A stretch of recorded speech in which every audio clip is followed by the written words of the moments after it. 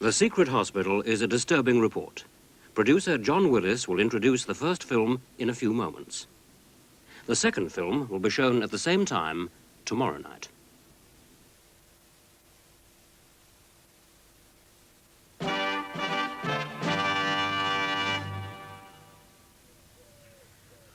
At the end of this field, a strange enclosed place.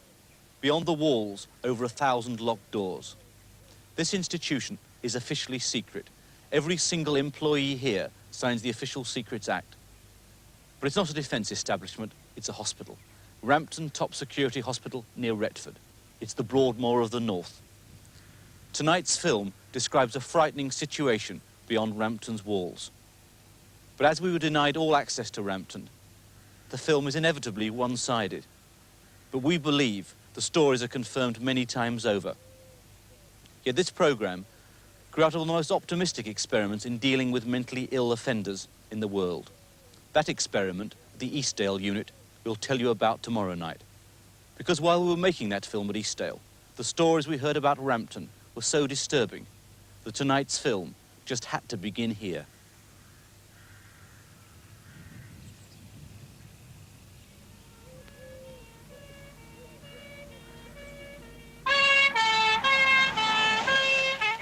To the public, Rampton is usually just a name on the television news when a criminal patient escapes. When we see the inmates, they seem not just bad, but mad as well. But the truth doesn't match the headlines. Rampton does contain a hard core of dangerous criminals, but nearly half of the 900 patients have not committed any crime.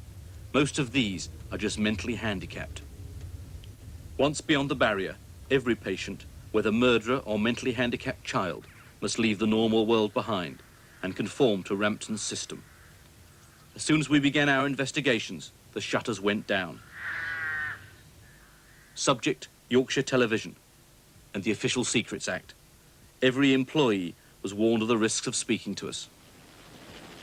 And our 3 formal requests to film in this huge hospital were each refused. The chairman of Rampton's League of Friends, a local clergyman, was not even allowed to show us round informally, without cameras or tape recorders. We then asked the powerful nurses' union, the Rampton branch of the Prison Officers Association, to talk to us. They did not reply to our letter. So finally shut out, our look at Rampton had to begin here, on the visitors' bus. Rampton is the end of the line. It takes patients from all over Britain. Over a third never get a visit. But some families travel hundreds of miles to see their relatives. How long has your daughter been in Rampton? 19.5 years. And you've been visiting regularly all this time, have you? Well, as often as I can get down. Did they give you some reason for sending her to Rampton, or? No, no reason whatsoever. How long were you expecting her to go to Rampton for in the first place? 6 months. 6 months? You've been there 19.5 years? Yes, she was 17.5 and she's 37 now. Do you think she'll ever come out? No. It'll take a miracle. How do you feel about that? Well, I don't think miracles ever happen. It's a labour of love. And as long as I have got my health, I shall come and visit him, and God willing, as long as he's there. Visiting time is just 2 hours. Then these parents face the long journey home. Have you come far today? Dover, from Dover. From Dover in Kent, all the way to Rampton? Yes, sir. Yeah, and... How long's your child been in Rampton? 6 years. Well, maybe 6, going on for 7 now. She's terrible now. She's getting worse. Nerves are frowning, or everything, you know. She's changed altogether. You know, she's like an animal. It's obviously very upsetting for you to come all this way. Definitely, definitely. So, I want a cup of tea. All right. Bye. Bye. Thank you. Bye. Thank you. Thank you. This woman's daughter is mentally handicapped and dumb. Until she was 29 years old, she lived happily at home. We used to go for walks, 5 miles nearly every day, you know. We used to go for lovely long walks. And what led her to leaving home then? Well, my husband come down here, as I say, with arthritis of the spine, you see. And then we had to do something about telling the doctor and getting her placed in a mental handicapped home, you see. So why was Sylvia moved on to Rampton then? Well, I do not know. They don't tell you things, you know. I try to ask them questions, but they don't tell me, you see. Nobody tells you anything. Did anyone explain to you quite clearly that Rampton was a top security hospital? No. I didn't know really she was going...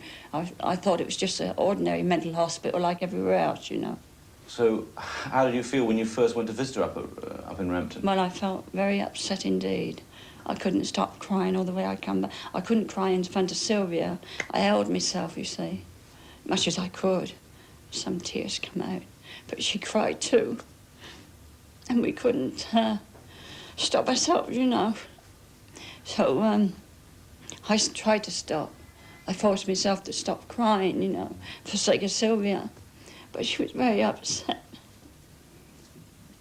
She's lost her hair, she's lost her teeth. I mean, there's no need for losing good teeth, really. And what did she look like before? Can you... This is a photograph before Sylvia went away to hospital. She was like that. She had a full set of teeth, so you can see, you know, she was happy there. She was really happy, sort of child, you know. And then you come and see this afterwards. It's upsetting. And then this one.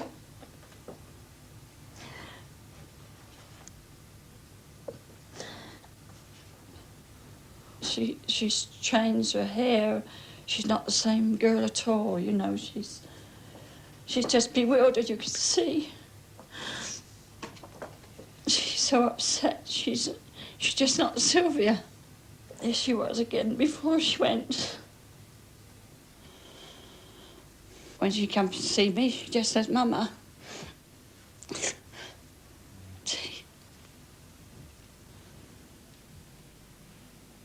Sylvia Perret's story made us want to know more about this secret hospital.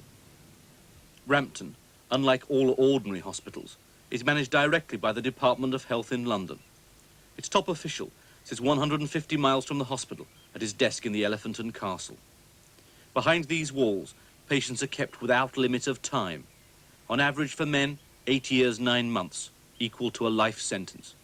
But Rampton is a hospital, and to treat its patients, it enjoys excellent facilities. Inside, nearly 600 nurses for 880 patients, while most mental hospitals are understaffed and underfinanced. But beyond this, excluded by the Official Secrets Act, we had to discover for ourselves what exactly awaits patients. On admission, they're given this brisk and friendly booklet. It's headed, "Staff Who Can Help You." I'm not sure who hit me first, but I was hit by the charge nurse or the staff nurse. And for half an hour, easily half an hour, they just hit me and hit me and hit me. I had a black eye, a black ear, bruised ribs, a busted lip. When I got there, it was like walking into hell itself. You know, 2 white coats coming down the corridor, swinging chains. I got hit on the chin. I went to E1. Down this long corridor, about a mile long, I should imagine. And I got wounded all the way down. My feet never touched the ground. The staff told me to sit down. And when I went to sit down, he pulled the chair away from underneath me and he kicked me in the back. And I just looked up at him like, and he said, "Get up." So I got up. And he asked me some question, I forget precisely what it was. Oh yeah, he asked me how old I was. I says 17, I was 17 at the time. And he punched me in the face and he said, "Sir." I said, "Yeah, 17, sir." And he said to me, like, he said, "Are you frightened?" I said, "Yeah." Well, I was terrified. You know, I thought I was going into an hospital, somewhere where I could be helped, like, with any problems I had. And, you know, it was really unorthodox. There was 2 young student nurses, they must have been about the same age as me, 17 or 18. And they came into my side room and they told me to get out of bed. So I got out of bed, and one of them asked me where I was from, and I told him, like. And then he just punched me straight in the stomach. And I went on the floor, and he said, "You got a pain?" And I sort of went, "Yeah." And he said, "Where is it?" And I said, "There." And as soon as I took my hand away, he gave me one as well. That assault was on admission, but some of these men had committed violent crimes. So we wondered if these were simply attempts by the nurses to subdue aggressive new arrivals. Yet we eventually uncovered 59 similar allegations about admission, the last a few days ago. We then had to ask, were the staff violent elsewhere? There was a screw behind the door, and he'd come in, and I was the nearest to the door. He grabbed me out. Another one came along and kicked me all the way down to the corridor, 3 flights of stairs, down into D1, side room. They kicked the hell out of me there. They went out, and 2 of them came back again with the injection. They forced me down onto the mattress, still hitting me. Gave me an injection. I was out when I was out. They come in again, hit me when I was asleep. I got told this afterwards by another patient who come in and wiped my face. There's all blood everywhere. Freddie is a very pathic case to see. If I do the actions of him, on the floor, I don't know the staff's name, but I knew he was a Scotchman, and I recognise him even to this day. Saw him, used to drag him off. He was naked on the floor. He was naked in the ward, not week in, not month in, but year out. He used to get him down on the floor, and he used to kick him between the legs with hobnail boots on. He said, I'm feeling depressed and I want to go to bed. And he punched him straight in the face. He said, do you want to go to bed now? And he said, yeah, I do. And that was it. There was 5 of them all together, all got stuck into him. And one bloke was literally stamping on his head. And they kicked him unconscious. He was out, straight out. And they dragged him by his legs down the corridor to a side room, and there was blood all over the place. And they got him in there, and they were still booting him. The geezer was out, and they were still booting him. Then they took him out there and into another side room, and this charge called me down. He said, get a bowl and a sponge. And I got a bowl and a sponge with this water in. And I walked to the side room door, and there was blood everywhere, all over the floor and everything. And he said to me, get it mopped up. One of my mates, Terry Rhodes, he used to get depressed quite a lot, and he had a lot of trouble with his wife and his kiddies and that, and, you know, he really missed them and everything. And he used to go to his door, and he used to bang on his door and say, hey, Terry, I seen your missus last night. And he'd say something like, we went home back to your house. You got a nice house, haven't you? We seen the kids, like, and then we went upstairs to bed. And Terry used to go berserk, and he used to run at the door, banging on the door, saying, oh, he used to scream, like, you know. And one of them, I even remember one of them say, the kids were sat there watching us as well. They found him, he was dead, he'd hung himself in the stores. They never left him alone, not once. They did it just for sheer enjoyment, you know, nothing else to do. However, stories from ex-mental patients might be unreliable or even vindictive. But several nurses, despite the Official Secrets Act, were prepared to speak out. Nurse Patrick Breen told us of an incident during the regular decking or scrubbing of Rampton's endless corridors. The corridors are, as you probably know, very, very long. On the 3rd effort, he just broke down. He started to cry on the middle of the floor, on the middle of the corridor.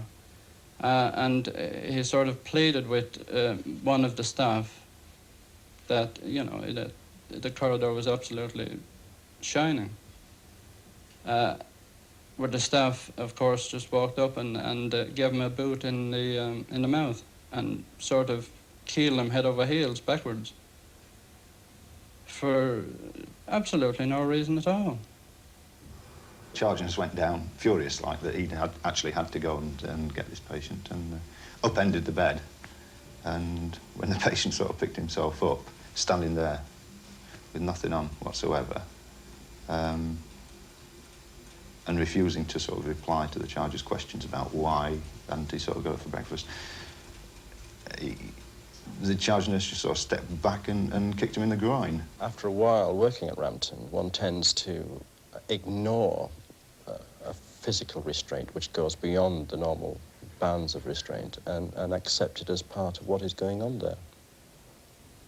The odd fist or the odd boot might go in onto the patient, and whereas if you were on the outside environment, you would particularly take notice of this and object very strongly to it.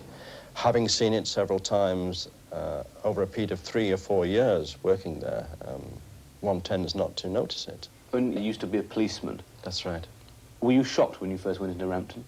There were a few incidents which I witnessed at Rampton, whereas if I'd been a policeman, I would have arrested the people who had done these incidents. Indeed, I've arrested in the past people who have committed far less crimes than what I saw at Rampton, yes. From the male wards, we moved on to Rampton's women patients, more than 200 of them. 7 out of 10 have not committed any offence. They've simply been transferred from ordinary psychiatric hospitals, a procedure that's become more frequent in recent years, since locked wards were eliminated in most other mental hospitals. 2/3 of the Rampton women are mentally handicapped. These women can be very difficult to nurse, violent and suicidal. Undoubtedly, nurses can be attacked and injured. So there's a place for difficult women. It was called Catherine Ward, for maximum observation. Despite the Official Secrets Act, we managed to obtain these unique photographs, taken inside this highly sensitive area. For every room, iron double doors and a tiny peephole. Inside the bare wooden floored cells, not a scrap of furniture. With ceilings 11 foot high, the rooms are eerie.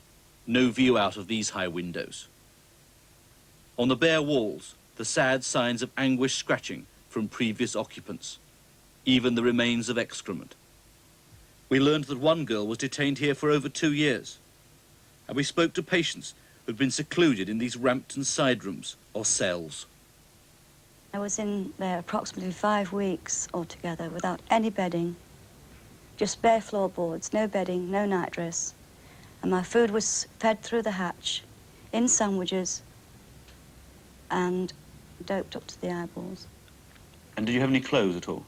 No, none whatsoever, no night clothes at all. So you were left completely naked? Yes, completely naked. More often than not, they didn't used to bring a chamber pot in for us to use. So therefore, if we wanted to go, we had to go in and use one of the corners of the room. And I was taken to a room and stripped naked and put in it and left all night with no bedding, no toilet facilities, and that was it. So you're completely naked? Yes. Mm. And what happened if you wanted to go to the toilet then? You did it in the room. I myself was in a seclusion room in November of 77, 76 rather, and it was very, very cold, with no clothes and no bed, no bedding. What happens when you start your period, for example, in Rampton? Well, you just don't get anything. If you're on maximum security, you don't get anything at all. Sometimes you don't have a wash. They don't even give you sanitary towels? No, not on maximum security. Or is that just for the first couple of hours, or is that throughout the period? No, that is throughout the period. You don't get any sanitary towels at all? No. So what happens? It just finishes and that's it, You have a bath once a week. But if you've just been taken over to maximum security and you are unwell, you don't have nothing. And as they put it, you might eat the sanitary towel or try and do something with it to harm yourself. One particular day, I didn't feel very well, so one of the nurses says, "I'll put you in seclusion." She put me in, not a stitch of, no clothing, no ticking rugs, and she came in with a bucket of cold water and she threw it at me and she made me sit in the room with the water. But you were left with no blankets, no rugs, no clothes, just dripping wet? Yes. One time they was going to give me a Rampton trifle because I wasn't hungry, and they says, well, we'll give you a Rampton trifle, that's breakfast mixed up with tea, with your tea. All in one plate? Yeah. What was the most frightening thing to you about it? being treated like an animal. A secret report from the Department of Health admits the appalling claustrophobic cell environment of the side rooms is likely to worsen a patient's state of mind and behaviour. Most of these serious allegations are recent.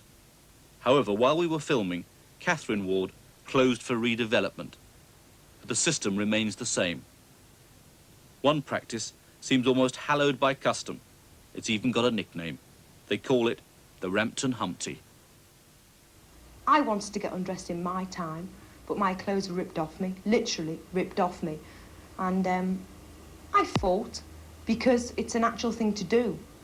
And there was a lot of staff came, and I was quite badly treated. Sort of laid on my belly with my arms and legs up my back and hit on my heel with a plimsoll, rubber, which is painful, very painful.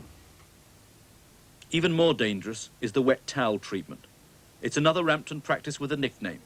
It's better known as throttling out or turning the gas off.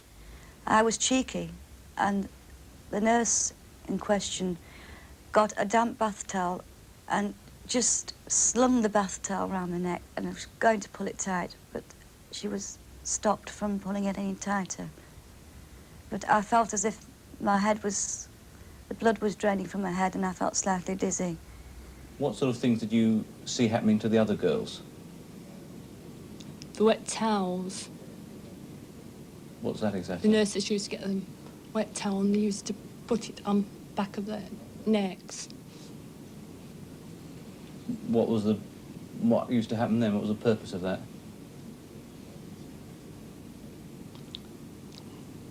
To smother it.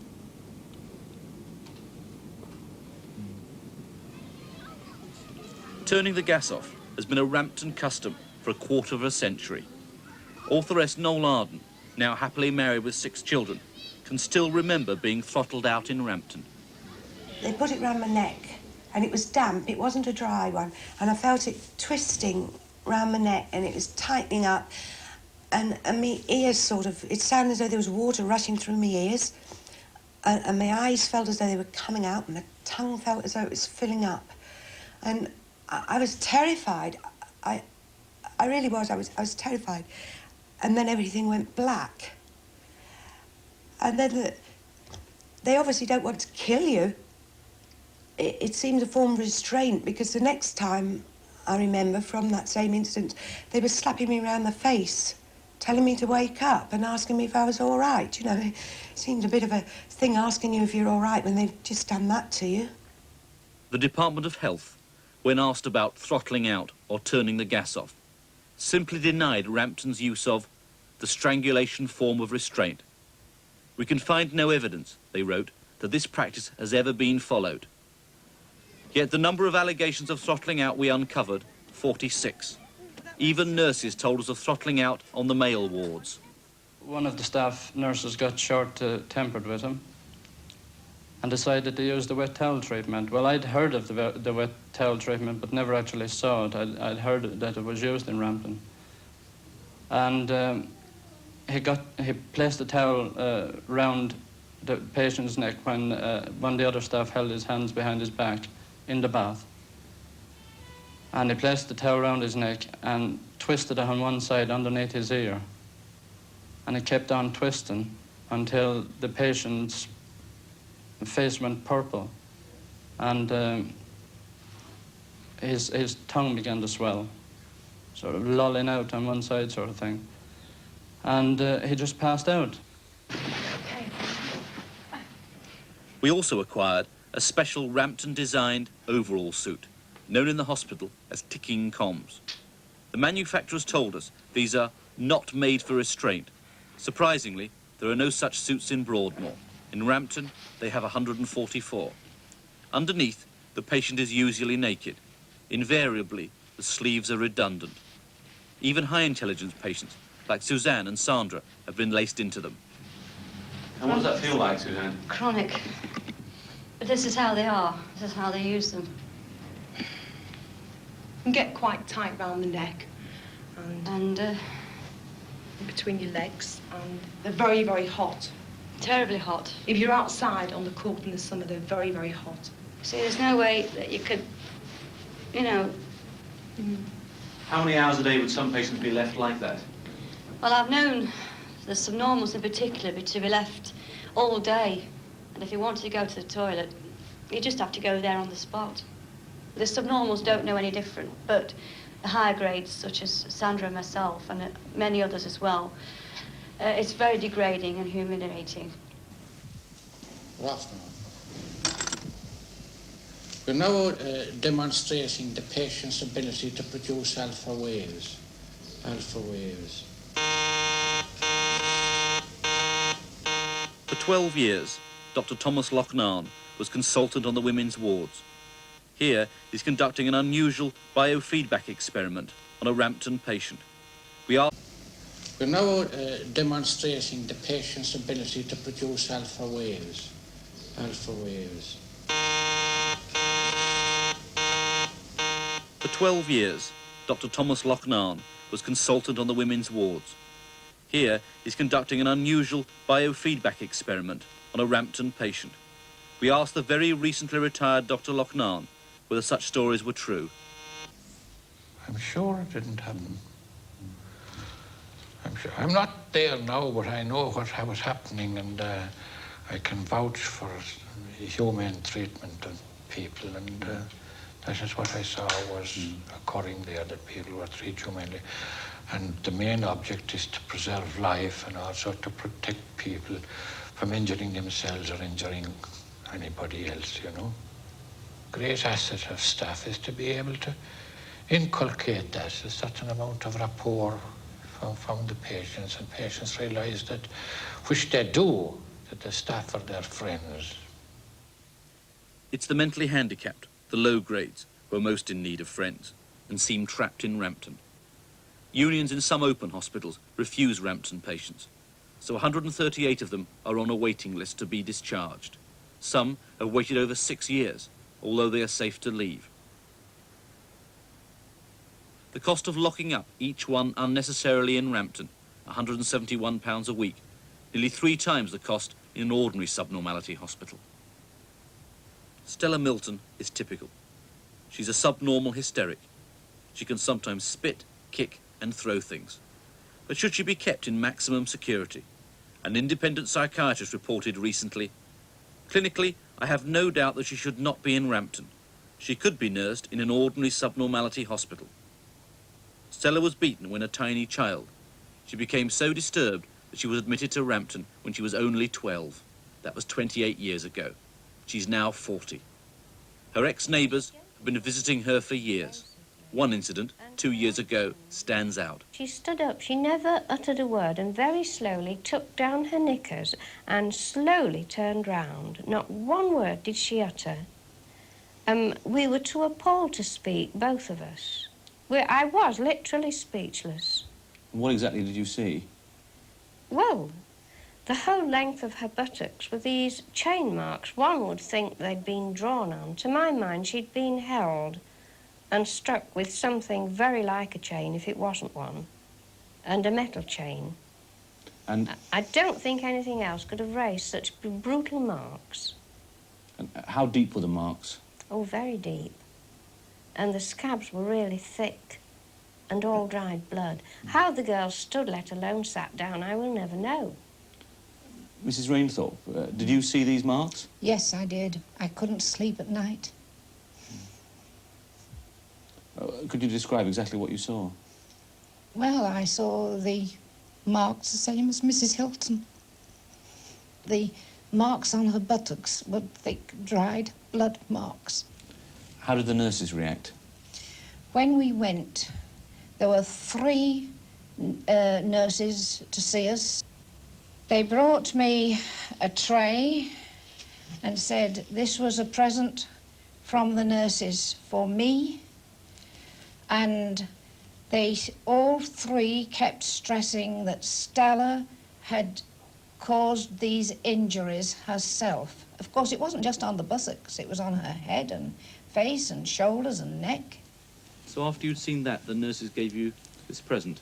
They gave me this tray as a present on the day that Stella had all these injuries, and 3 of them were there to impress upon Mrs. Hilton and myself that Stella had done these injuries to herself.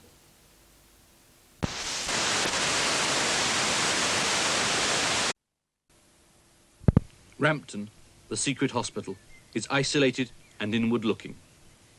Many of the staff live on the hospital estate, where father passes his job on to son. There have been official attempts to open up Rampton, notably the confidential Elliot report for the Department of Health. He called Rampton a profoundly unhappy place where motives are suspected and grudges born. True, Elliot says, I saw examples of dedicated, thoughtful and compassionate involvement by nurses working with the most difficult patients. But overall, he concluded, a fair proportion, judging from demeanour and attitude, were security officers and liked it that way. Nursing at Rampton presents a dark picture. Elliot's report was sparked off by this 1972 dispute. Rampton nurses belong to the Prison Officers Association, not to a nursing union. They worked a 14-hour shift every second day, which the authorities tried to abolish. We got to know the patients. We worked with continuity on the wards. We knew which ward would be on. We knew which team would be working with. The patients got to know the team. They knew who they could trust. They knew who they could talk to. It takes time to establish relationships with these type of people. But the Elliot report noted another less altruistic reason why the nurses cling to the 14-hour day. Simply, it allows many of the nurses to hold down a second job or run their own businesses. There is never a shortage of staff at Rampton. In fact, the nurses are very highly paid. With overtime, a charge nurse can earn over £8,000 a year, and some nurses take unofficial perks, many on visiting day. We received 38 allegations of property, particularly gifts of food, sweets and cigarettes brought by parents, being stolen by staff, often from the subnormal. By the time the patient had been had dressed, called into the office again, his goodies were already distributed amongst the senior nursing staff. They had taken the pick of what they wanted. And that bag would contain apples, oranges, some cigarettes, pears, sweets of various kinds, chocolates, things like that. And the staff would have the first pick of it. Elliot ended his report with this plea. Rampton is in dire need of radical change, both in attitudes and in practice. Since this dispute, almost nothing has been changed. Indeed, last year, a confidential study by psychiatrist Dr. Ian Drummond concluded, in some cases, positive harm comes to patients. Unfortunately, none of these inquiries spoke much to patients. But our investigation shows that it is often the 400 handicapped and helpless who are victims of the most unsavoury assaults. There was a subnormal patient. He'd been there for many, many years, and severely subnormal. One of the characteristics about this chap was that he had a large penis, which was sort of a joke throughout the hospital. And periodically he would be encouraged by staff to expose himself and to lay his penis on a table, and the staff who carry keys on leather straps would attempt to hit it. On some occasions they did, and obviously the patient was in some pain over this. I've seen a jug of water being poured over an old man's head when the staff crept up behind him. A jug of cold water down over his head and absolutely drenched. This was just to liven things up, to get the old man going, to have a bit of a laugh. The young lad had sort of given up on me, sort of going and get it, and was getting obviously more and more frustrated and cross about the situation. Went down and asked the charge nurse for the paper, and he was kicked up and down the corridor, and his clothes ripped off him. 2 other staff came onto the ward who were nothing to do with the ward. They were merely escorting patients and coming to pick up patients to go off to some function or to work or whatever. Just joined in. And they didn't know why or what was happening, but they just carried on kicking this patient up and down the ward, and by this time he was stark naked. His watch was ripped off and thrown down the corridor. I was frightened myself by the sheer violence that was being shown to this patient. I was frightened stiff. I just stood there and didn't know what to do. I've seen the nurse screwing his testicles up, actually sitting him on the side of a bed. It was one of those long steel frame beds, and putting his testicles out over it and standing on them. I protested, and I was told, well, the poor bugger don't feel nothing anyway. A subnormal patient who doesn't really know what he's doing, or whether he's doing right or wrong, or what time of the day it is. I remember him being dragged along a long corridor from the day room towards the charge nurse's office by the charge nurse and staff nurse. On reaching the office, his trousers were taken down, his legs were spread apart, and whilst the staff nurse held him, the charge nurse was pulling the pubic hair out of the scrotal sac with a pair of pliers. Often, day-to-day care of the subnormals, or low grades, is entrusted to other patients. There were sweet kids. I know there was maybe about 30 sometimes, over 30 years old. And I know I'm a lot younger than them. You know, they used to act like children, you know. And yet, I always thought there was... But my kids, you know, I used to love them just as much as anything. There was Mary. She'll always stick out in my mind because she was so delicate, you know. And she used to touch the wall, yell, twist round, and go to another part of the room, touch it, twist round, and yell. She's always done that ever since I was on that ward. And Mary started, you know, touching the wall, twisting round and yelling. And of course, Mrs. couldn't take it. She took Mary down to a side room and she started hitting her with a crumb brush. And before I got to the door, it was already locked and I couldn't get through it.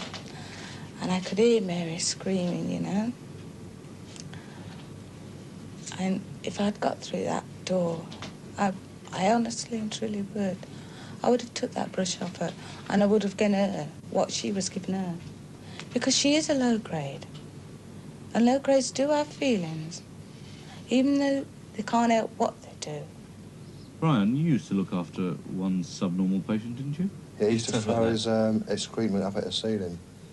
And staff used to think it's funny would be to mix it with his breakfast and, you know, get him to eat it. And him being, you know, really subnormal, he knew no difference. And he used to eat it. At times, he really used to play up. And fair enough, he needed to clout around the lug. And he did ask for it. But some of the beatings I've seen him take, and I mean beatings, kickings, I've seen him dragged up a corridor by his hair, just dragged and being booted by two other screws because he sat in the corner and wet himself. Because they wouldn't open the toilet for him to go. He's got to learn how to do it himself, he's got to learn how to control it. But he just isn't intelligent enough. And so they'll just drag him up the corridor, bang him in a room where he'll wet the bed so he gets another kicking for wetting the bed. There's not very often he didn't have a bruise. And I was on that ward for nearly a year. They'd kick him saying, shut up, shut up, shut up, you're an idiot, you know, and they'd just beat him up. That is the only way. They just kick hell out of you. Was it often involving mentally handicapped patients? Very often. Because they couldn't... There's no worry for them. They can't go and tell their mother that they've been beaten up. They used to give him a big hard-on because he had a big penis. And they used to get him to lay it onto the billiard table itself. And when he did, they used to whack it with a billiard cube. But this tiny handicapped child, sent to Rampton while still in short trousers, and pictured here on the admission ward, did tell his parents of many beatings, including bruised testicles. Steve Wilkins remembers what happened soon after this picture was taken. He says, what's the matter? I said, oh, he's okay, you know, he's just a bit frisky, like. And he says, keep him there a minute. Anyway, He came back and he had this bottle, and it was proaldehyde, a liquid drug. It more or less makes you dopey, you know. It can put you asleep if you have enough of it. And he just poured this stuff into his mouth, you know, no measuring cup, medicine cup or all like that, just straight out the bottle, straight down his mouth, nearly choking him. And I didn't say anything, you know, I was too scared myself. Anyway, after he poured it into his mouth, he held his head back and he opened his eyes and he poured this stuff into his eyes as well. Into his eyes? Into his eyes, yeah. Anyway, I went to the bath to fill it up with water. He said, cold water. So I filled it up with cold water right to the top, like. And he just got hold of this kid. And he's about 6'2", this charge nurse. And he just got hold of him, picked him up at arm's length and just slammed him straight down into the bath. The number of similar allegations concerning the mentally handicapped, 212. Many of what the nurses call the black aspirin, kicking with the boot, the last one a few days ago. Then there is the case of teenager Linda Bacon. Schizophrenic and potentially suicidal, she was transferred from a psychiatric hospital to Rampton. One visiting day, Linda's cropped hair smelt unpleasant. Another patient urged Linda to tell her mother why. Tell her that you vomited your dinner back and they've used you as a mop. Mopped the floor up with her head. And when I were visiting her, they'd wiped it and tried to clean it with a sponge. But of course the smell was still there. It smelt vile. Mrs. Green had to leave the visiting room to be sick. It was terrible. It was awful. It smelled horrible. I said, poor, what have they done to you and my dog? And she said, that's what they've done, Mrs. Green, to me. So they'd actually mopped up her own vomit when she was ill with her hair?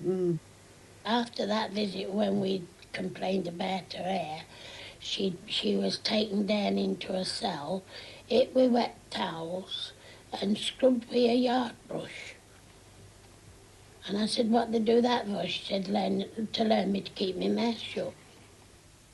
One day, the police came to tell Mrs. Bacon that Linda had been found dead at Rampton.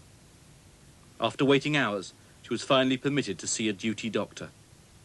And I asked him what was the cause of Linda's death. So he said, well, she's just sat on the floor, Mrs. Bacon, and strangled herself. I said, you what? So he said, she sat on the floor. We found her cross-legged on the floor, strangled.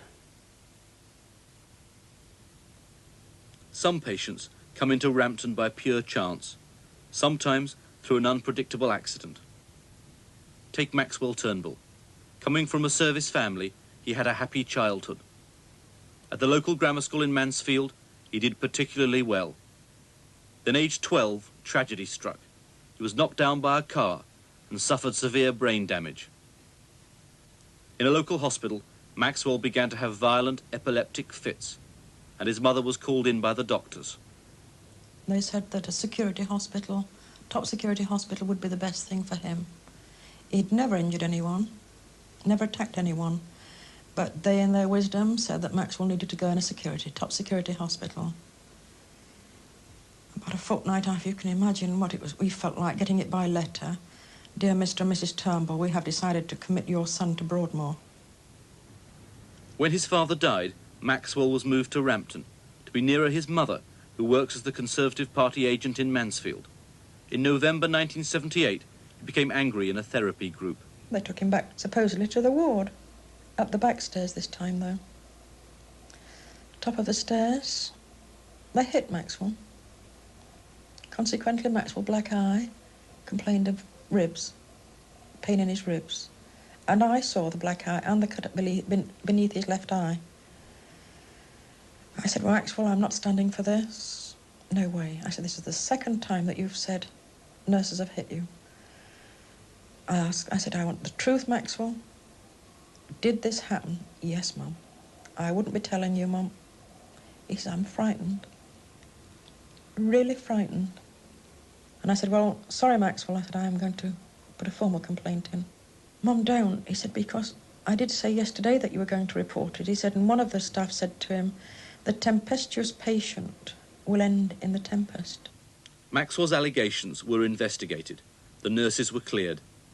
The investigation, as is customary, was carried out by senior Rampton nurses themselves. Nurses we spoke to explained how evidence can sometimes be falsified. On every ward, there's an incident book, and wherever a patient is assaulted or got a mark or anything, it's got to be put in the incident book. But really, there's a way around that as well. Names has got to be put down. I have seen patients assaulted by staff, and I have seen mentally subnormal patients being picked out and accused of this unprovoked attack, and in actual fact that mentally subnormal patient's name would go down as having carried out the assault, which would cover up for the staff. I've seen that quite a few times. Rampton seems to be a very, very much of a closed shop. We have people working at Rampton now who are in positions of authority, who worked there for 20, 30 years. They're the old school. It seems to be a very, very large clique. And when one of their colleagues is in danger of being exposed as somebody who commits violence or provokes violence, as I said, they tend to close ranks, and there is a conspiracy of silence at times. Additionally, the nurses see to it that other hospital staff are seldom left alone with patients.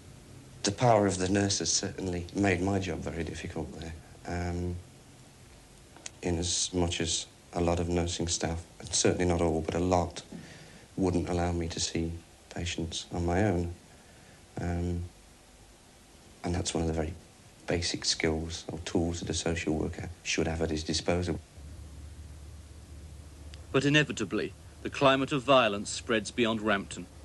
At a nearby subnormality hospital, trainee nurses from Rampton, often teenagers, now come for 3 months training with mentally handicapped children. One nurse, June Alton, remembers bath night there for one 11-year-old handicapped girl with the Rampton trainees. I could hear this girl crying, and it was Jackie, because I could tell her voice, you see. You know, you get used to all the voices. So that was funny, because she'd had a bath.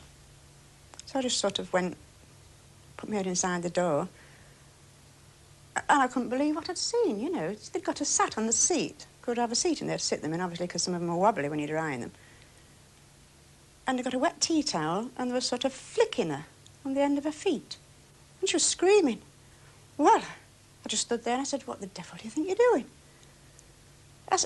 She says, well, we bathed her, and she made a mess in the bed again. I says, so what?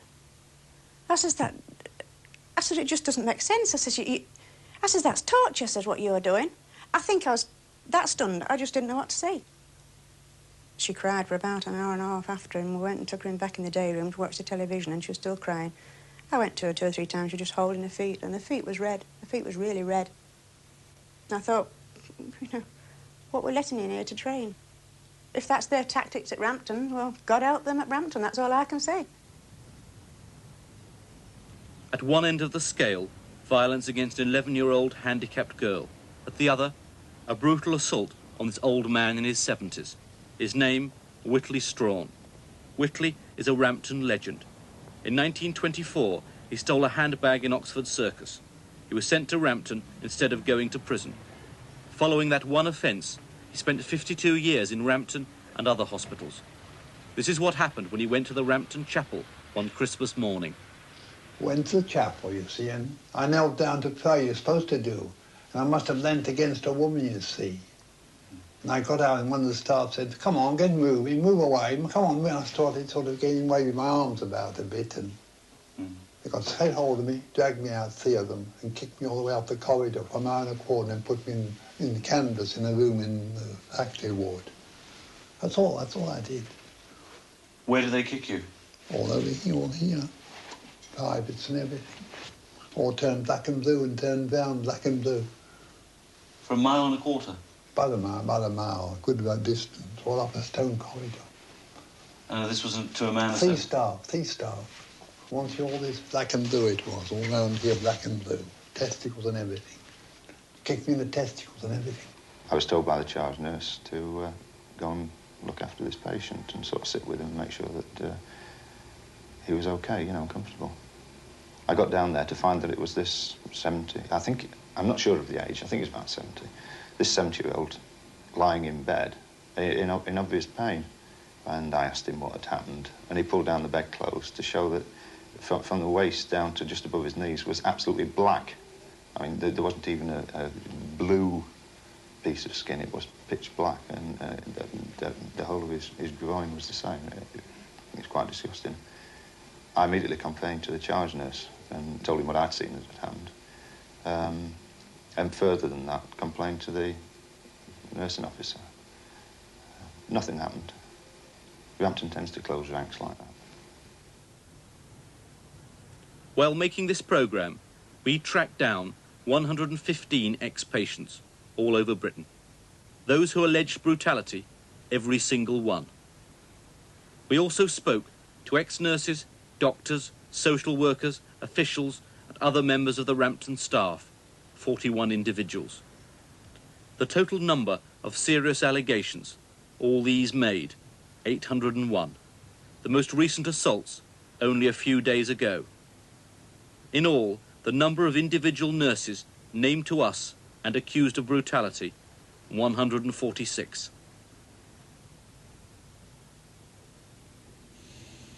There's that many words to choose from. It's hell. It is the most degrading thing any human being can go through, no matter what his intelligence. Be an IQ of nil or a genius, it doesn't matter. It is... I just can't explain it, really. It's just... There's nothing worse. It is the lowest place on this earth. You know, you can put pretty curtains up on the wall and nice pictures and decor the place out. But, no, you can't change the system. You know, the system of brutality, you can't cover that up with nice things. No way. And it still goes on. It'll always go on, probably. I can't sum it up. I just can't put it into words. I don't hate about it, because it's not an individual I can turn on. It's a system that has been allowed to go rotten. It's, to my mind, an obscene institution which neither cares nor treats for many of its inmates. Certainly if somebody who was close to me were going into Rampton, I rather hope I'd have the courage to give him a bottle of aspirins before then. And I really mean that. The treatment that my son got was given to a dumb animal.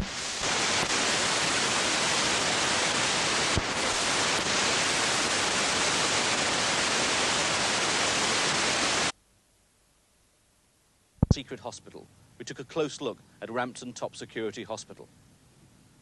In part 2 tonight, we examine what for some patients is a light at the end of that dark tunnel. Behind me is Eastdale Villa, 30 miles south of Rampton, but quite separate. It's a halfway house where patients from Rampton and other top security hospitals can learn to cope with the normal world again. Years ago, many of them committed serious crimes. I got sort of pissed up one night and had no money in my pocket, so I wanted some more money the next day for drink. And I broke into an house looking for money, and I was sort of caught and panicked and lashed out. And sort of took somebody's life. You take a life.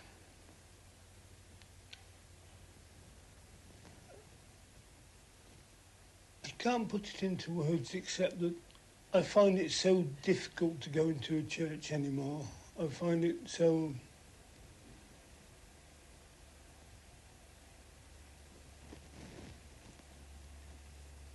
It's never completely away. I mean, if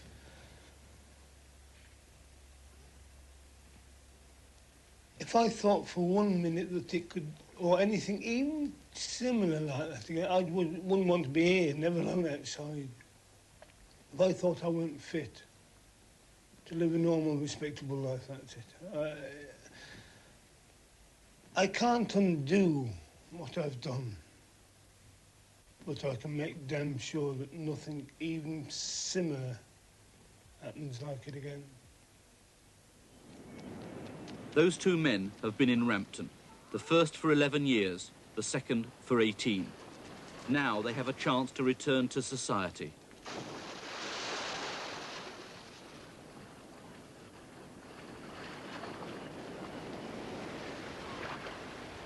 With a handful of other Rampton patients, they find themselves, after years behind locked doors, enjoying their first taste of freedom.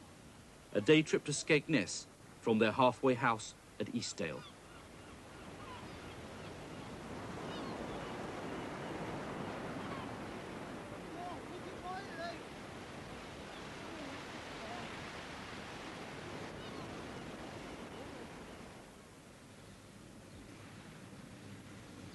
Rampton. After 11 years locked away, a patient is leaving, bound for Eastdale.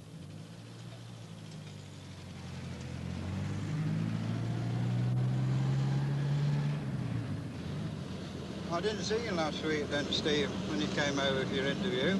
No, sir. What did you think of the place? Quite good, you know. I noticed there's no bars on the window. Oh, no. Now, that's one thing you'll notice most of all, I suppose. Yeah. Oh, well, here now. Eastdale is a separate experimental unit attached to Balderton Hospital. Here, Steve will take his first steps back into normality. There we are then, Steve. Your new home. He's joining a group of 25 ex-patients from maximum security hospitals all over England. Many have committed serious crimes. Here, in an informal atmosphere, they learn the skills they will need in the changed world outside. Help to find jobs and lodgings. If you haven't got the basic knowledge, you're going to become anxious and not be able Here to... at Eastdale, the staff probe and test them to see if it's safe to let them out. I was fortunate I picked up a young lady who was... Len, after a year at Eastdale, following 18 in Rampton, is almost ready to go outside. Without basic knowledge, and a lot of people... 2 captains, please!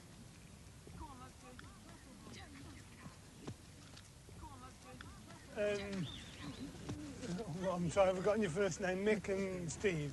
Len, on day release from Eastdale, referees the local schoolboys' cup final. I want a nice clean game, gentlemen. Play to the whistles at all times. Surrounded by local children, Len is slowly finding his feet in a world far removed from Rampton, where he was locked away for half a lifetime. There you are, Steve. Oh, great. Get that down you. Cheers. Get something a bit stronger than that down you later. Go out down the local. What you... Is that... Yeah, go out every evening. Well, nearly every evening. What they do, just treat you as normal? Just sit down and talk to you? Have a chat with you. Yeah. The only thing they don't do is pass the smokes round, you know. What, a bit grass? tight with the fags here. Isn't it fantastic? Yeah, Window with no no bars, bars it's on. open. Does it open? And they open as well, them.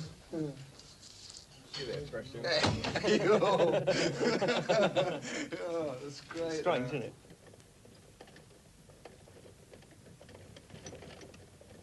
Len, back at Eastdale, is working as a porter on the other wards. The doctors hope that this experience may help him find a similar job, if it's finally decided that he's safe to return permanently to the outside world. Len was abandoned age 1 by his mother, whom he's never seen since. His father was a Canadian pilot. He has lived almost all his 35 years in children's homes and other institutions, the last half with the top security of Rampton. Afternoon, gents. How are we? Hey? Aren't you speaking today? No. All right. For years, as long as I can remember, I've just been a number. I've not made any decisions from day to day, not even as to go into the toilet when I can. Meals, set times, everything. Everything has been so rigid.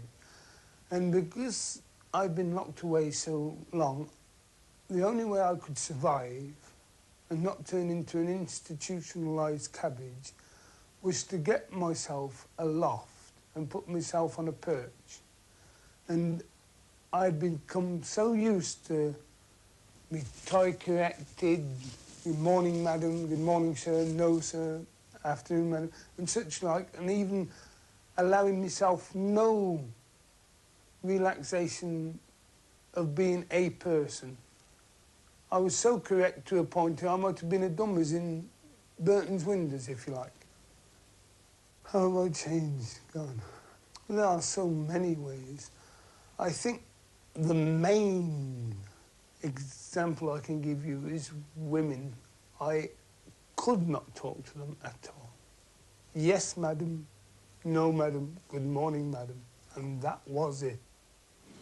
You know what they did? They put me in the laundry with a load of women. I didn't know whether I was coming or going. I didn't know whether to laugh or cry. I just wanted to run, if you like. But it really worked wonders for me. I can look at them and talk to them just as another person on the same wavelength. But where sex is concerned, well, a typical example is I went to Nottingham and I had to find out whether I could have sex with women. And I was fortunate. I picked up a who was very understanding. I told her that I'd never had sex in my life before with a woman, and if you like, I was green behind the ears, you know. But I wanted to find out whether I could, you see. And unfortunately, I picked a very understanding one. And we went to this little inn cove, as I call them, and it took such a long time, really, and such effort, but it didn't do anything for me, if you know what I mean. I suppose it was pleasant in a way, but it was such an effort on my behalf that there was no way, and I don't suppose she got any satisfaction out of it at all. You know, it might as well not have happened, you know. This is just to illustrate how people get to know each other, groups, parties.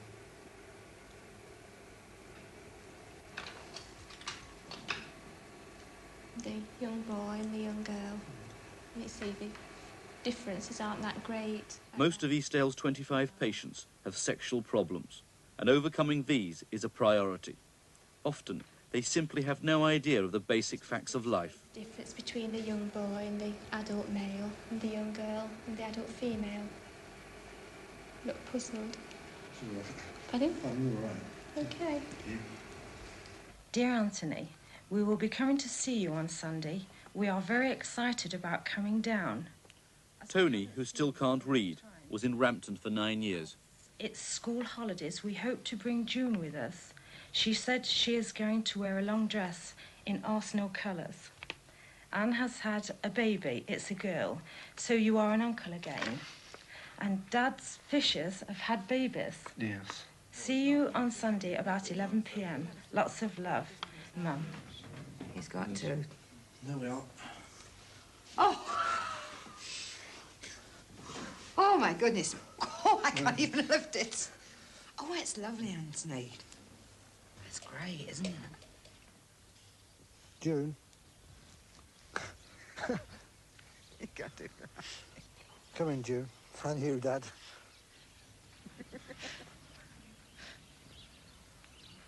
Right. Cut that time. So I've got Let's that have the camera, Anthony. Yeah. Dad, take one of you. Come on, Jim. Move out the way now. I'll put this thing up. I'm going to do it that way, all right? Smile, Anthony. Yeah. Hold your head up a bit, Anthony. That's better. You put your hand over that one. Afternoon. This is the case conference on Leonard John, age 35. This is his... Every patient, before he is let out, must convince the experts that he's not dangerous. Hello, Len. Come on in, old mate. Sit down. Well, Len, you know, you've done very well again here. But at the end of the day, you went into Rampton because of an overvalued relationship leading up to a serious crime. But at the end of the day, how do you feel I mean, do you see any problems? Do you... The decision to free Len will be made by Judge Arvold, a High Court judge, the unit psychologist, Eastdale's charge nurse, and others, including a Rampton charge nurse and the Eastdale social worker. Len must convince them all. I think the only vulnerable part was, and always has been, my yearning of wanting to belong. And it was so much because of one rejection and another. Whenever I made a relationship, it was too much. And I knew it and I just closed my eyes to it. But there's no reason why I should have a relationship, whether it be female or male, like that again. While Len waits nervously for 2 hours, the case conference considers its crucial judgment. Is this man dangerous? Now, you know, with our usual thing, we're not going to define it, it's what you feel. Julie, let's start from the right. In terms of the likelihood of a similar sort of crime, I think that's unlikely. I think my feeling is, if anything, he's more likely to kill himself. If the loneliness gets too much, or if he gets involved in a relationship which he feels is going nowhere, it seems to me his response on the unit has been depression, to the point where he has felt suicidal. And I think that's the risk that we're living with, rather than the likelihood of him repeating what happened before. I think I will agree with that, actually. Mr. Sharp? I would also, yes. I just think that without social supervision he's vulnerable. But I don't think he's dangerous.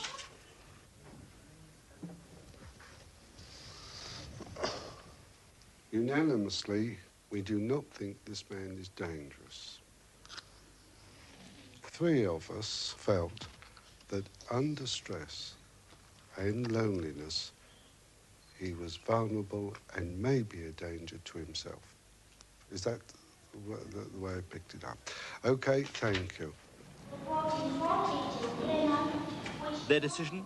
Len is free to leave if he can find a job and accommodation. So, in the unfamiliar city streets of Sheffield, Len is job hunting. Not easy if you're an ex-mental patient and haven't worked outside for 18 years.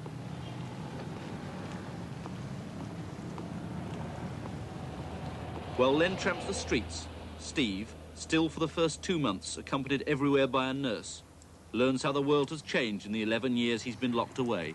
How long since you used a telephone, Steve? About 11 years ago. Have you ever seen a modern one? No, no. You're still under the impression of the old push-button A and B, are you? I think I've only used a couple, you know, ever. Yeah. A couple of times or so. Back in Sheffield, Len has been interviewed for a hospital porter's job. I think I'm home, I think I got it. When I first went in, the bloke actually recognised me from the big house, Rampton, because he does the mass X-ray there every 2 years.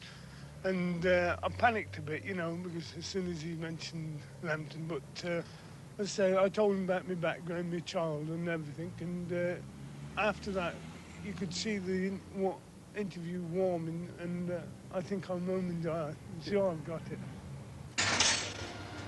At Eastdale, Steve too is learning the skills he will need if he is ever allowed out and has to get a job outside. Yeah, it's an improvement. You need a little more penetration, yeah. Yeah. The sort of time that I've been away, like, I've sort of been really sheltered, and sort of everything's been done for me. So in a sense, like, I was sort of really a vegetable at that time, like, you know.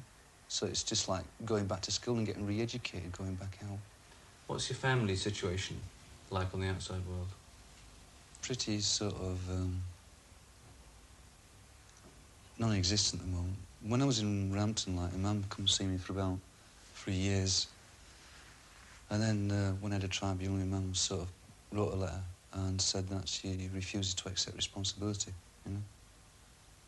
I don't blame your girl, you know, because I've been a bit of a right swine, like, you know. I've sort of never really given much, but, you know, I still love her, like, and I still want to sort of to be her son very, very much, like, you know. But, I mean, you know, see, the thing is, like, if my mum could see me now, like, she'd probably sort of say, well, I'll give you a second chance, like, you know. But I've had quite a few of them. But the greatest problem for all 25 patients is finding their way back into everyday life after years of segregation and isolation. To help them, to see how they react to girls and drink, Eastdale takes them all regularly to the local dance hall. Have you prepared yourself at all? Yes, I have. I stayed up last night until about 11:30 to try and get used to it. Get used to staying up late? Yeah, to stay up for late tonight. Steve, how long is it since you've been to a dance outside? Oh, wow. About 11 years. How do you feel about it? Pretty nervous, actually. What are you nervous about in particular? Well, sort of going into a sort of place like this, like where there's sort of a lot of people there, and you sort of, where it's sort of, you just drift around and you dance like, I'm just not sort of used to it, you see. Do you think you'll have enough courage to chat out the birds? Oh, yeah, took a couple of pints. It's supposed to work wonders, pints, isn't it, beer? Oh, that's it. Pushing it. It says,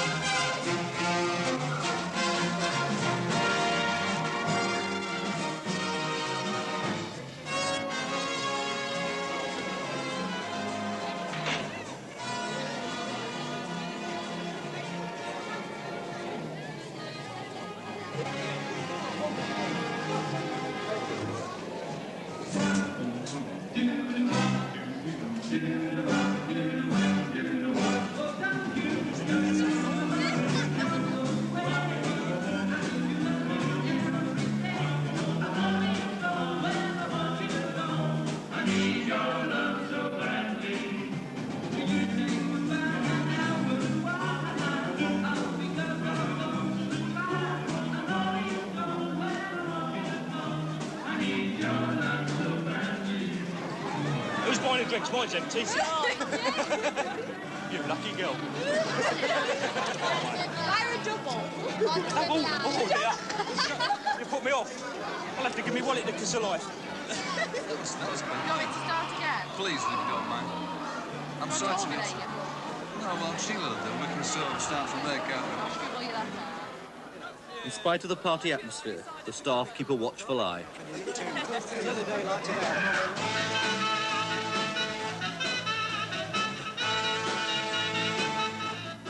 Although the Eastdale patients are unaccustomed to such freedom, in 5 years there's never been an unpleasant incident at one of these dances.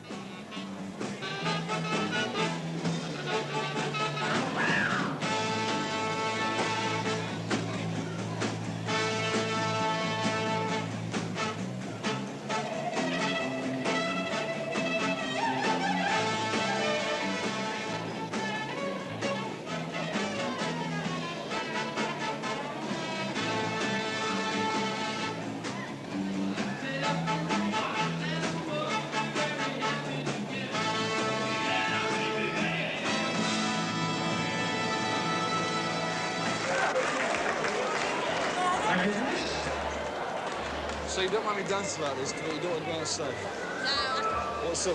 Aren't you on the pill or something? Yeah. What are you worried about? I don't mind giving you a dress. You're all right to me, all right to you, like. So I'm an old student. I don't have a car, you see. So, I mean, it's got to be booked up at the college, like. I mean, I've been at college 6 months now, like. It's the first time.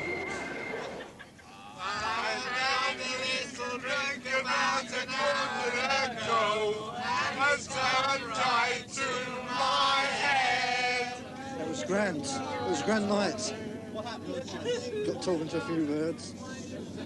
Yes. And I'm going to go, next time we come, I'll get to know them a little bit better. I've got 3 telephone numbers and 2 addresses. But the one that I was sort of going with, like, sort of, I could have put sort of one like to sort of go outside for a sort of bit of fresh air sort of thing, like, you know?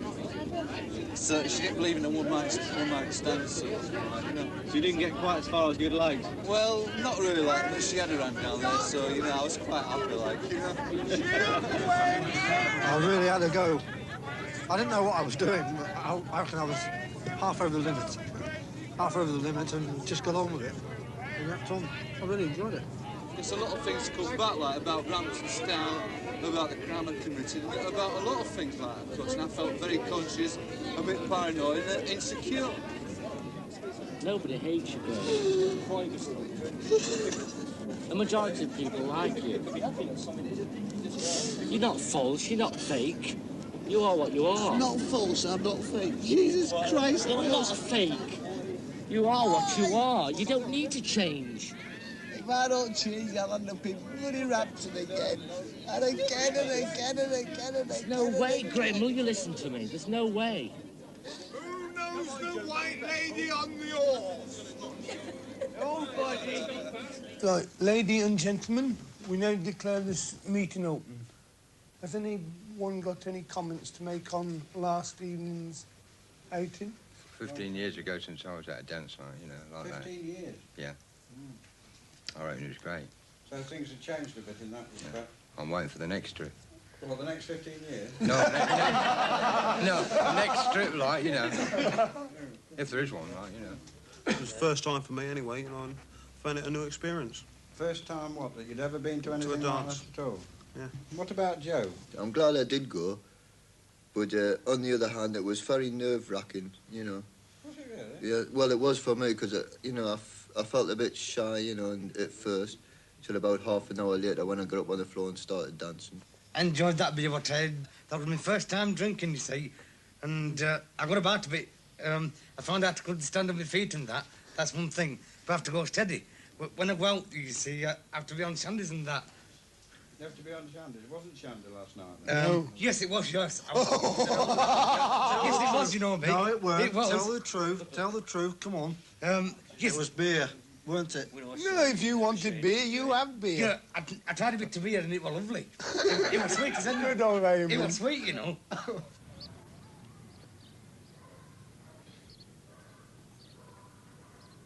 On day release from Eastdale, Steve returns to the estate where he was brought up. Cut off from his family by his crime at 11 years in Rampton, he hopes somehow to find the courage to re-establish contact with them.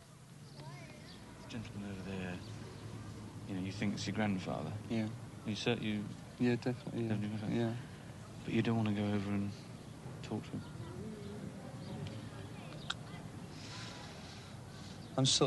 I find it hard to go over there and just tell him who I am. I've been away for 12 years.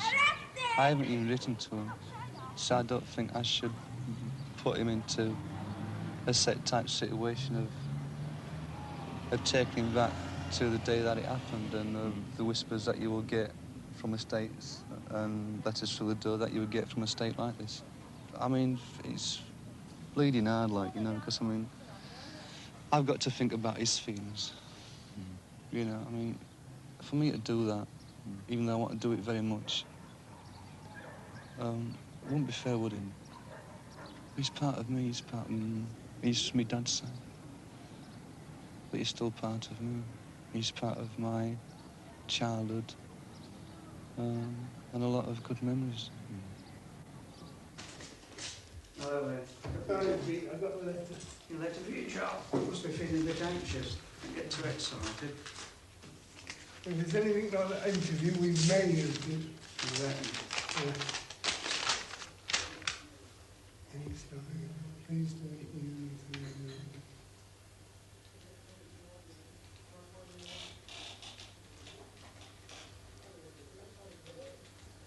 Obviously not such a good letter.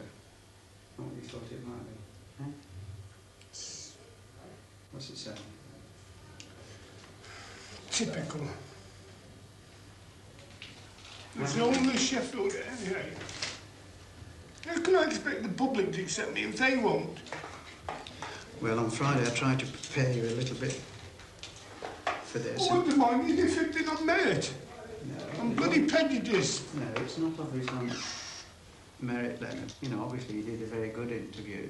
There surely isn't... Yeah, but you read that and it's... You know as well as I do, hospital for one and hospital to the other, they don't have the same administration. That wipes all the Sheffield out in one blow. Not necessarily. Not much.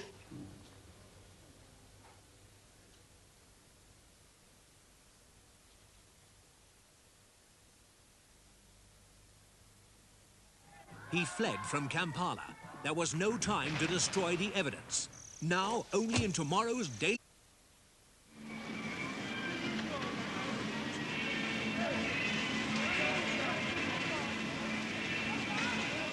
For Len and his Eastdale friends, another chance to enjoy the freedom of the world outside the hospital.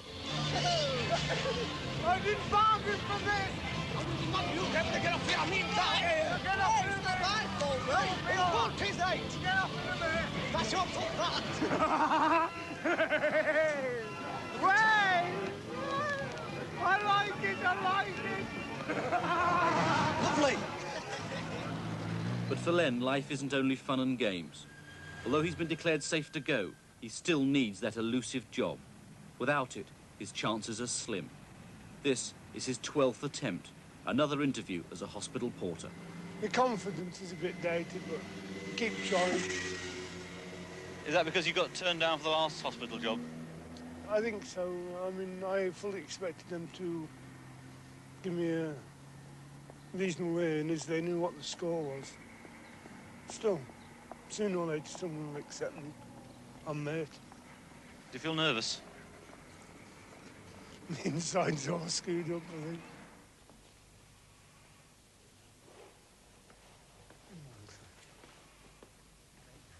Take a seat.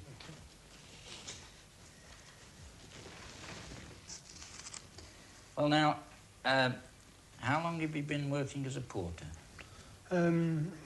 Roughly 6 months. I see. I wonder if you'd like to tell me a bit about your previous experiences and whether you think there is any reason which you think might disturb us if we knew about it. I have been a total of 18 years in a state mental hospital. I went from one local to Rampton Hospital without having any criminal record. As such, they felt that it was in my best interest, and as I was a voluntary patient, I agreed. The second time I went to Rampton, I must admit I went there for rather disturbing crime. Like I took part in a rather nasty murder. It was pleaded diminished responsibilities in court and got it then, but put away as manslaughter in Central Rampton. It involved an elderly lady, and it was rather a nasty episode. Has there been any repetition? Has there been any other case of violence with you since that time? No, none at all. None at all? None at all.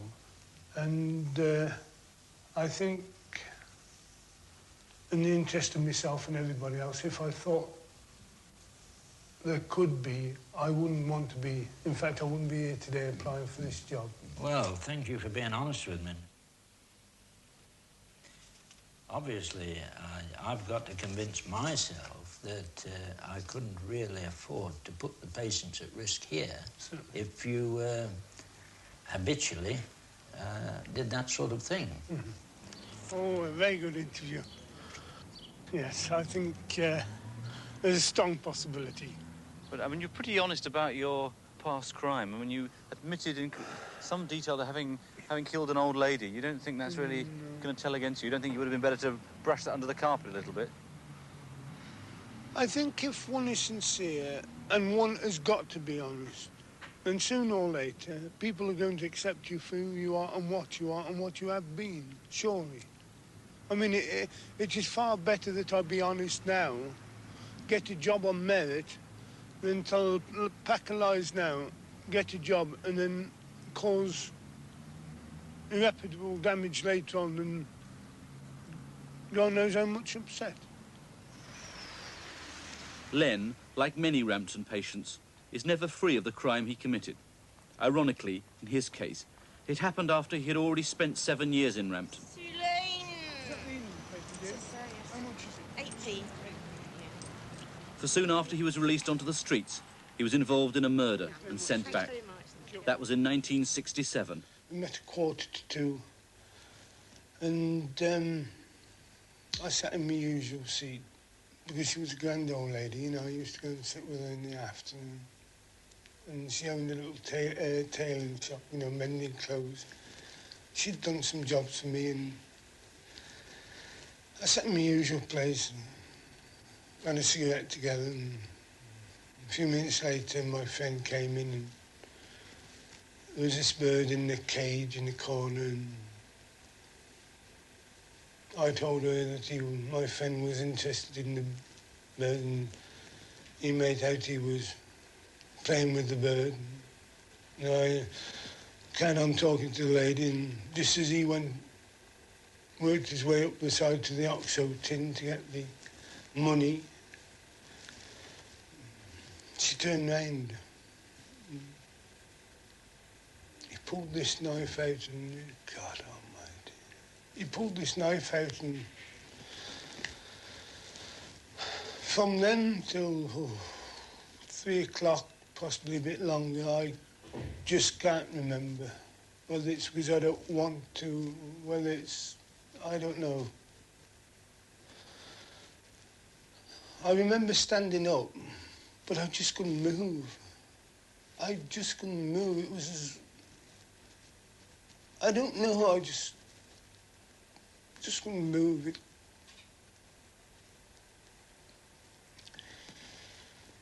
Next thing I knew, the door was open. He'd gone. The knife was on the floor. The shish was on the floor as well. She was in one hell of a mess. She must have put up a terrific fight.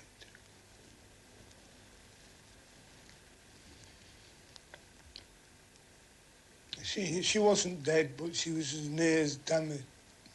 I felt she was... I lifted her body up. There was hardly a...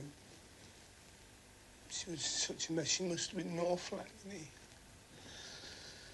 I laid her body down, picked the knife up, stabbed her. I should hope to think I did that to take her out of her misery. Of course, I could have done it to hide my guilt and shame, I don't know. An honest answer wouldn't be, I just don't know. Wow. That's the one I've been waiting for, I think. Yeah. Morning, Peter. I got the letter, Peter. Yeah, you're looking very confident. What is that? Confidence or intuition this time? I don't know, a bit of both, I hope so. A bit of both, eh? Yeah, yeah. Making you stumble a bit, isn't it? Eh?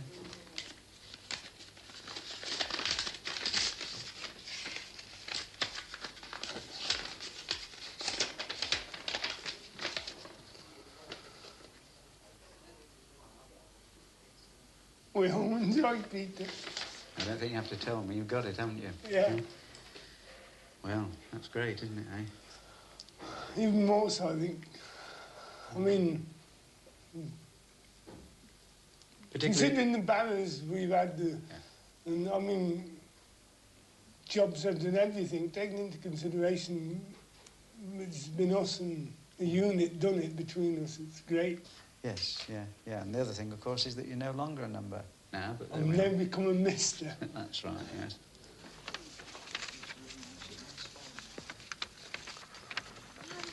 You'll have to get me a P45, whatever that is, Jill. You've got it. Yeah. Oh, I am pleased. Aye, aye. Order of the boot now, Lynn. Definite size No, 8 size 8 at the door. Oh, yeah, the cold bath and the grease broom handle. Yes, you've got to You're have that. joking. You've got to have that, then. Should we give him it now? The regular treatment, Len. I think we ought to, really, don't you? No, no, come on. Come on, Len. get him made that yesterday, Carls. Come off him. Don't mess about. No wonder we're classed as lunatics.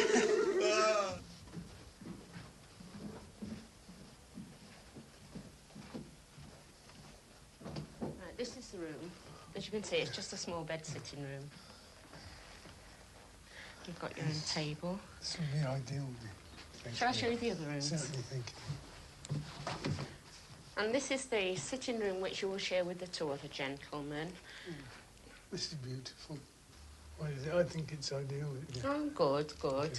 Well, if you'd like to pay a week's rent in advance, Certainly I'll make do, out yes, a rent willingly. book for you. While you're getting your money, I'll go and fetch the book. Thank you, dear. Can you please, Len? Oh, no,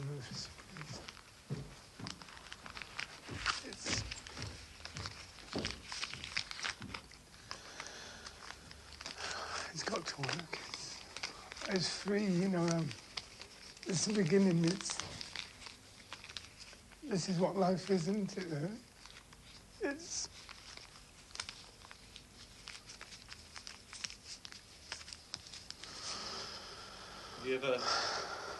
Have you never really had a place of your own at all? No, it's. I've always been in homes or institutions and things like this. I've seen inside occasionally, but I've never actually been in one to say, this is me, this is part of me, I belong.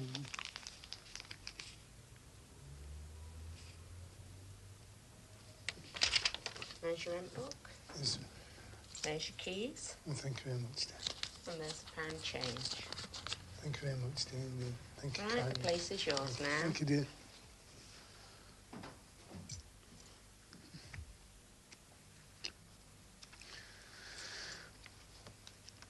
Great.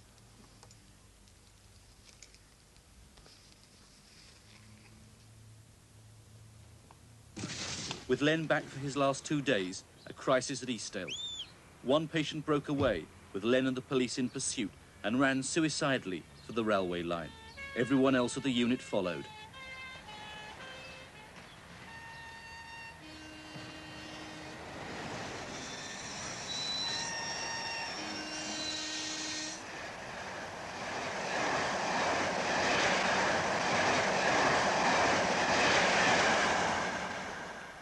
At the very last second, Len had saved the other man's life.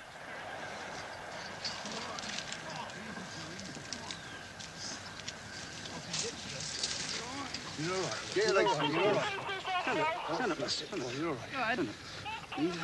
Just walk across to my car. Calm down. Yeah, walk close to me, boy. Got too much?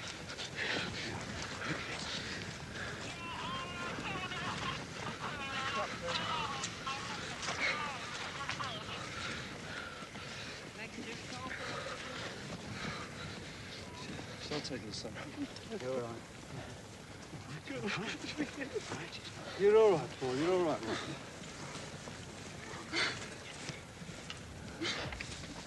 If you can get him in the car, drive him to the road, there's an ambulance coming. You did see a Paul. I will take him straight back to the hospital. It's not something we can just... You've got to cut wrist as well, Peter. Yeah, no problem.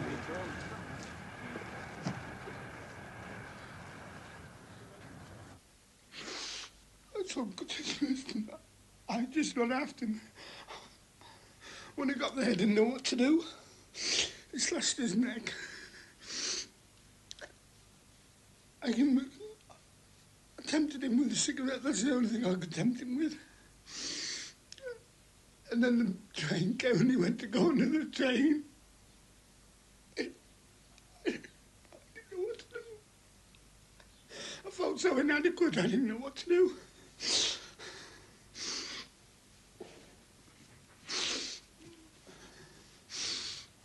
What happened then when the train came? I just grabbed hold of him and held him down. And then Peter came and the others. How close did the train come to you? The grit in between. I suppose if I hadn't done it, somebody else would. I mean, the other lads came running up.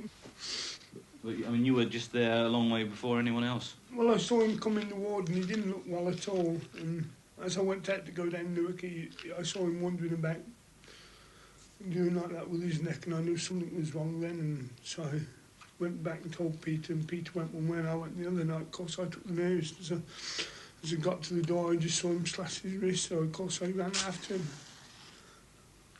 I was running and slashing. As Len struggled to pull himself together for his imminent departure, unable to cope with freedom, Paul began his trip back to a maximum security hospital. Bye-bye then, Paul. Cheerio, Paul. Doctors and I let us know definitely. Yeah. All being well, we'll see you again. Bye-bye then, Paul. Bye-bye. Cheerio, Paul. See ya. Bye-bye, Paul. Bye-bye, Paul. Take care. As the car left, an emotional Len weighed his saving of Paul's life against his own terrible crime 11 years before. When I first saw the lady on the floor with all the blood over her, just for a flash,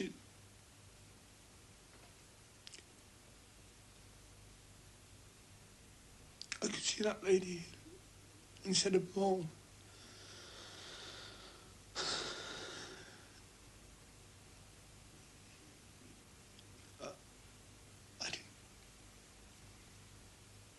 I didn't know what to do. I think if Paul hadn't have spoken then, I don't know.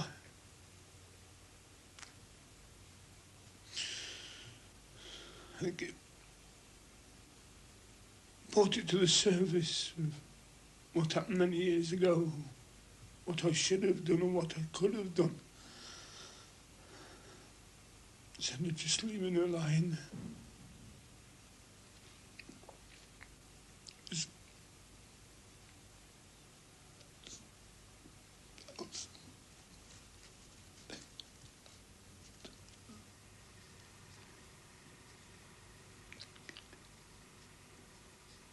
I so much want to go, but I don't want to. I don't want to.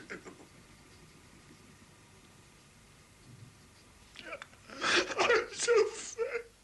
I'm so inadequate.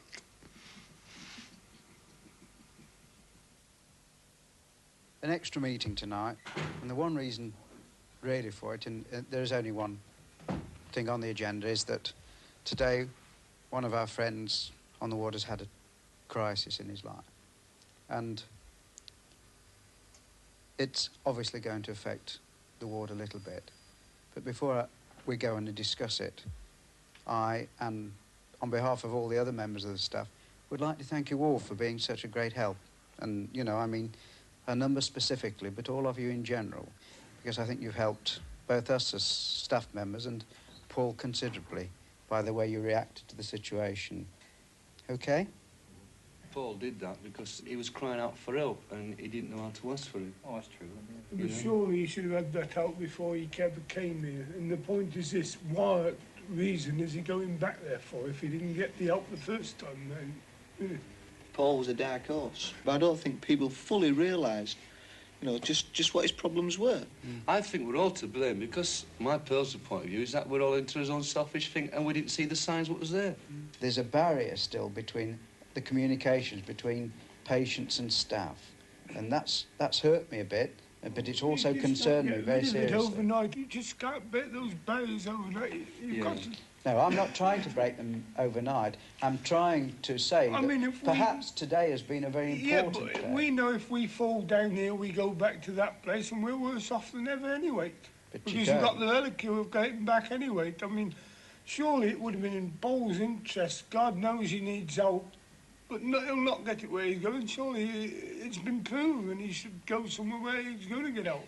Paul's message was, not only did he imply it, but he actually said it. Look, Peter, I can't cope. I'm not ready yet. Please send me back. And we said, OK, we can still help you, Paul. Let's talk through it. But Paul wasn't satisfied with talking through. He said up to himself, I've got to force the issue. So he did what he did to create the crisis that would make him go back. I don't think I could do that. No way go back to Rampton. It's just one of them things. When they bugger off like this, it upsets everybody, doesn't it? You particularly, it did. Yeah, it does, yes. It's something now we see. Yeah.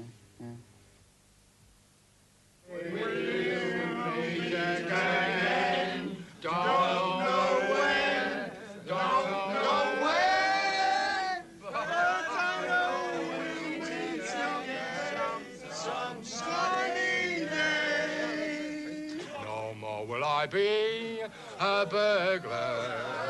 No more will I go drinking beer, 'cause I end my days in Dartmoor. I'm doing a stretch of 21 years.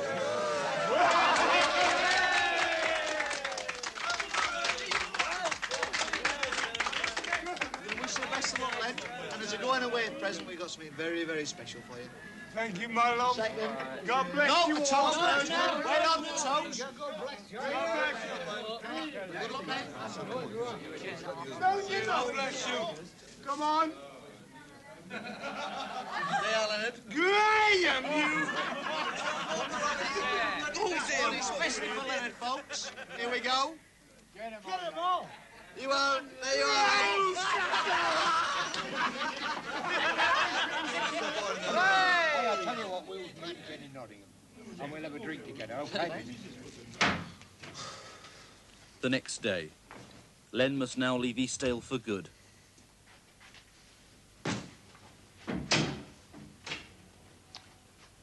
So, this is it, Len? Yeah. How do you feel?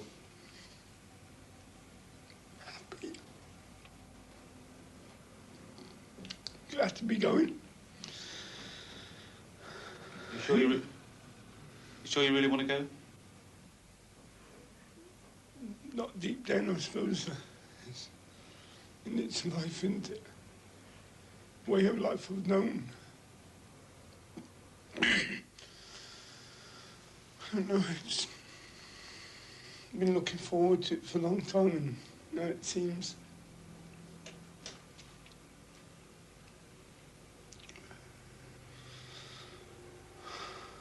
There's a part of me doesn't want to pull away, if you know what I mean. Although I wish it hadn't have happened yesterday, I think that in its own way has assured me I'm ready. Because I feel, and everybody's told me I have acted correctly. Oh, I'm ready. One more, buddy. I'm going. Oh, yeah. God bless you. Yeah, so take care of yourself. Yeah. Okay. You know. Yeah. All the best, then. God. Hello, Owen. God bless you. Best of British to you. Goodbye, Len. Look after yourself. Goodbye, Magic, eh? Thank you very much. Yeah, I will do, yes. Yeah. I'm doing well now. It's a lifetime. God bless you. Go on. God bless you, Tim.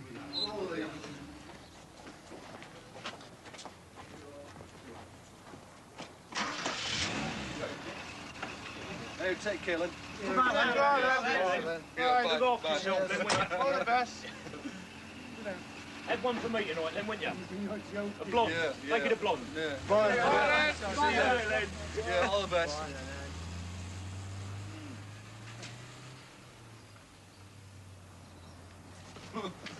I look sure peace at last.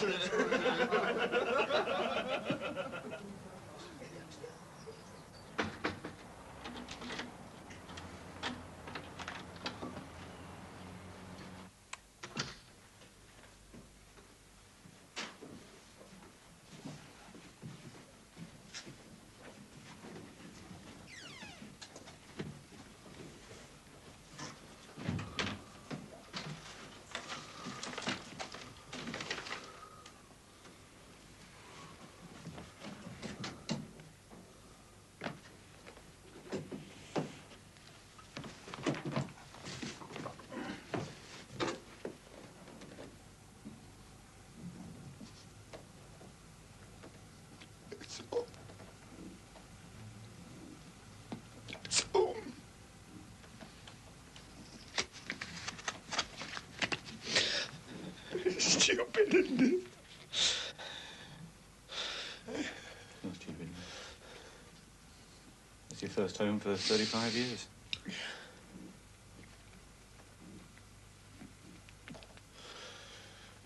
Small. Phil. I have to get used to this smallness.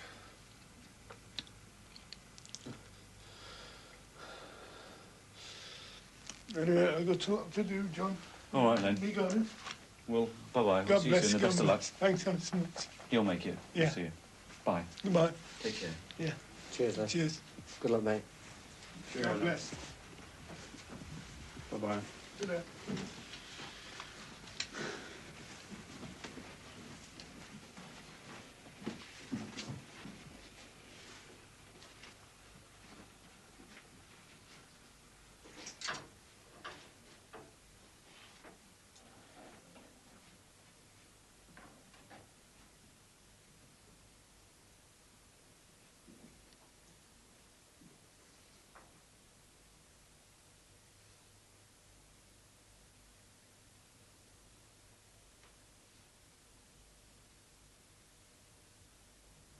Of Eastdale's first 100 patients, only 4 committed further crimes after release. That's 4 times better than those discharged from Rampton directly into the community. Len is one of the successes. But after 6 weeks free, the stress was so great that Len suffered a heart attack, aged 36. But he's now recovered and still has his job and is doing very well. Len has recently seen this film and happily agreed to its showing, because he hopes it will help other ex-mental patients.